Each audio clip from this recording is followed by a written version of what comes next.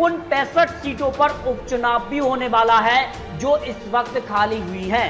इनमें सबसे ज्यादा अगर बात करें तो मध्य प्रदेश की 27 सीटें काफी महत्वपूर्ण मानी जा रही हैं, क्योंकि 27 सीट तय कर देंगी मध्य प्रदेश में क्या कमलनाथ की वापसी होने वाली है या फिर बरकरार होगी। इस पर आपको सटीक ओपिनियन पोल भी देने वाले हैं। इसके अलावा उत्तर प्रदेश, गुजरात की 8 सीटों पर भी आपको सटीक जानकारी देंगे।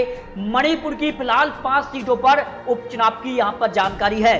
असम, झारखंड, केरल, नागालैंड, तमिलनाडु, उड़ीसा की 2-2 सीटों पर यहां पर उपचुनाव है और छत्तीसगढ़, हरियाणा, कर्नाटक, पश्चिम बंगाल की 1-1 सीट पर यहां पर उपचुनाव होने वाला है।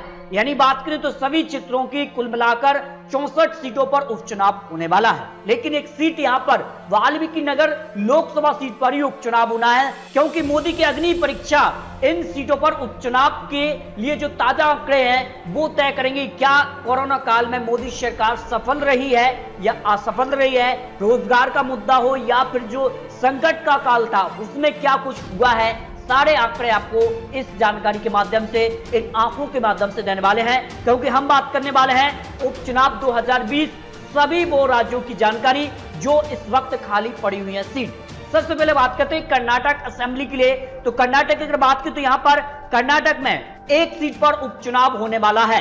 हालांकि राज्य में यहां पर बात करें तो 3 सीट इस वक्त खाली है, लेकिन 1 सीट पर ही यहां पर मंजूरी दी गई है। इस पर आपको सटीक जानकारी देने वाले हैं, क्योंकि अगर बात करें 2018 इलेक्शन में बीजेपी सबसे बड़ी पार्टी बनी, लेकिन कांग्रेस और जेडीएस ने मिलकर सरकार बनाई, लेकिन ये सरकार ज्यादा चली नहीं और 15 एमएलए के रिजाइन के बाद कर्नाटक में यहां पर बायपोल हुआ, उसमें बीजेपी ने 12 सीट हासिल करके बहुमत हासिल कर लिया। यानी उपचुनाव में बीजेपी का पलड़ा भारी रहा था, लेकिन 1 सीट पर यहां पर उपचुनाव होने वाला है और इस सीट पर क्या होगा इसकी जानकारी आपको देने वाले हैं। देखिए, झारखंड की विधानसभा सीट की बात की तो यहां पर भी 2 सीटें इस वक्त खाली है और चुनाव आयोग ने 2 सीटों के लिए जानकारी दी है। और उपचुनाव के लिए अगर बात की दुमका और बैरमो 2 विधानसभा सीट इस वक्त खाली है, तो दोनों सीटों के लिए ताजा ओपिनियन पोल भी आ चुका है। झारखंड की अगर बात की तो विधानसभा चुनाव 2019 का रिजल्ट था जो वो काफी चौंकाने वाला था और जेएमएम सबसे बड़ी पार्टी बनी, जहां बीजेपी को लग रहा था कि वो कहीं ना कहीं झारखंड में अपनी सरकार बचा लेंगे, वापसी करेंगे, लेकिन बीजेपी जो है दूसरे नंबर पर रही। जेएमएम ने सबसे ज्यादा 30 सीट हासिल की, यानी जेएमएम का पलड़ा भारी रहा है झारखंड के अंदर। लेकिन बीजेपी के लिए क्या कुछ होने वाला है इस पर देखिए, 2 सीटों पर उपचुनाव होने वाला है। 1 सीट यहां पर कह सकते हैं हेमंत सोरेन के, यहां पर 2 सीटों पर उन्होंने चुनाव लड़ा था, इस कारण से 1 सीट खाली है और उनकी पत्नी को वो टिकट दे सकती हैं, परिवार में से किसी को टिकट मिल सकता है, ऐसी यहां पर खबर है। अगर टिकट मिलता है तो यकीनन जो यहां पर हेमंत सोरेन के पाले में ही यानी जेएम 1 सीट निकालेगी और 1 सीट यहां पर कांग्रेस के निधन के कारण खाली हुई है। ऐसे में 1 सीट यहां पर जेएमएम तो 1 सीट यहां पर कांग्रेस के पाले में इन 2 सीटों में से जाती नजर आ रही है। अब देखिए, उड़ीसा असेंबली के लिए भी यहां पर चुनाव आयोग का बड़ा ऐलान है, 2 सीटों पर यहां पर भी उपचुनाव होने वाला है। बालासोर और त्रिशूल जो 2 सीटें हैं यहां पर उपचुनाव होने वाला है।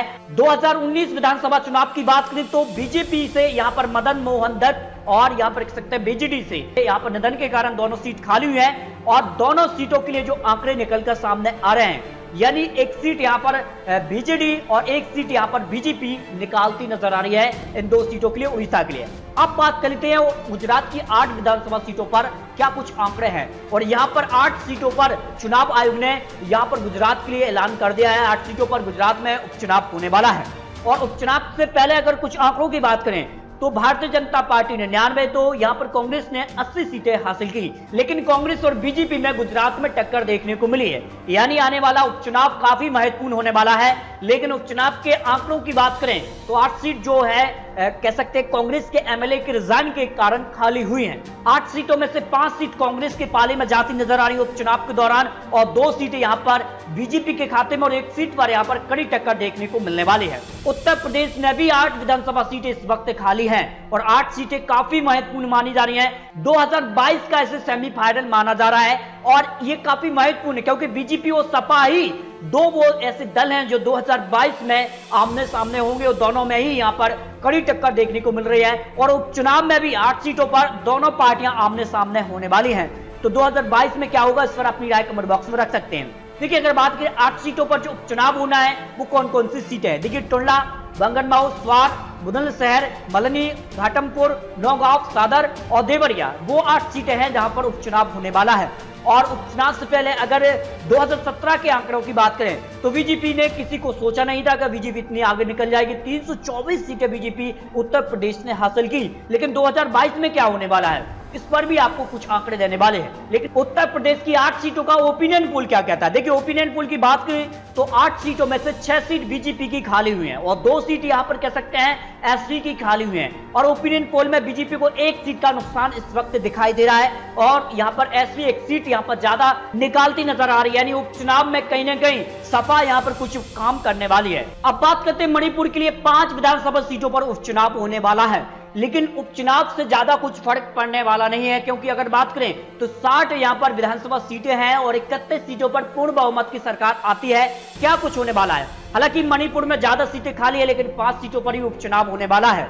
इससे पहले अगर बात करें तो यहां पर कह सकते हैं कांग्रेस के पास इस वक्त 16 एमएलए हैं और 5 सीट वो जीत ली थे, तो 21 तक ही वो पहुंचते हैं, जबकि बहुमत 31 सीटों पर प्राप्त होता है। और बीजेपी अभी फिलहाल जो है संख्या बल कम है, इस कारण से 28 सीटों से वो इस वक्त विश्वास मत हासिल किया था, इस कारण सरकार में है। लेकिन आने वाले समय में मणिपुर में अगर सभी विधानसभा सीटें जो उपचुनाव के लिए खाली हो रही हैं उस पर चुनाव हो जाता है तो फिर कांग्रेस की यहाँ पर वापसी मणिपुर में हो सकती है। देखिए हरियाणा की अगर बात करें तो 1 सीट पर यहाँ पर उपचुनाव होना है, बड़ौदा विधानसभा सीट पर उपचुनाव होने वाला है और इस सीट पर कांग्रेस का पलड़ा यहां पर भारी नजर आ रहा है और कांग्रेस का गढ़ रहा है सीट पर बड़ौदा विधानसभा सीट के लिए, उनके लिए जो नतीजे हैं और इससे पहले भी जो उन्होंने जीत हासिल की है 2009, 2014, 2019 में कांग्रेस का यहां पर पलड़ा भारी रहा है। इस कारण से यहां पर कांग्रेस यहां पर आसानी से बड़ौदा विधानसभा सीट निकालती नजर आ रही है। छत्तीसगढ़ की 1 सीट बड़ी कांग्रेस जो है काफी महत्वपूर्ण स्थिति में मानी जा रही है और 1 सीट यहां पर आसानी से कांग्रेस छत्तीसगढ़ की भी निकालती नजर आ रही है ओपिनियन पोल के अनुसार। अब बात करते हैं मध्य प्रदेश के लिए सबसे ज्यादा और सबसे बड़ा यहां पर चुनाव माना जा रहा है, क्योंकि अगर बात करें तो मध्य प्रदेश में जिस प्रकार का हालात बना था और मध्य प्रदेश में 25 विधायक जो है कांग्रेस से निकलकर बीजेपी में चले गए, इस कारण से जो है मध्य प्रदेश में कमलनाथ सरकार अल्पमत में आई।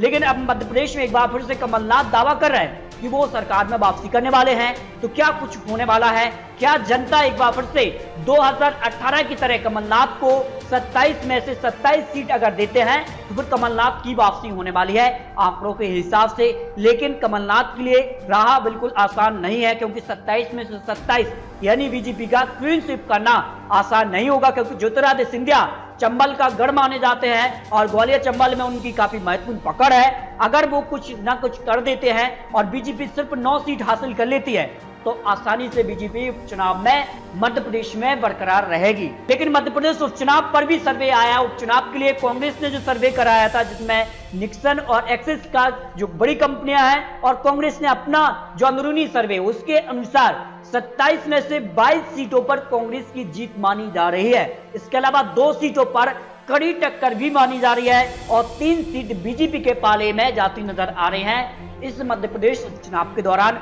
हालांकि ये कांग्रेस का सर्वे यहां पर निकलकर सामने आया है। इसके अलावा अगर बात करें तो मध्य प्रदेश के अलावा यहां पर बात करें तो कुछ अन्य राज्यों पर भी उपचुनाव होने वाले हैं, जिनमें अगर बात करें तो असम, केरल, नागालैंड, तमिलनाडु और यहां पर कह सकते हैं कि 1 सीट वाल्मीकि नगर लोकसभा सीट पर भी उपचुनाव होने वाले हैं। इन सारे बड़े राज्यों के ओपिनियन पोल और सटीक विश्लेषण पाने के लिए अभी आप हमसे जुड़ने के लिए चैनल को सब्सक्राइब कर लीजिए, ताकि आने वाली जानकारी का नोटिफिकेशन आपको टाइम टाइम मिलता रहे। तो दोस्तों मिलते हैं और नई सटीक जानकारी के साथ, तब तक के लिए जय हिंद, जय भारत।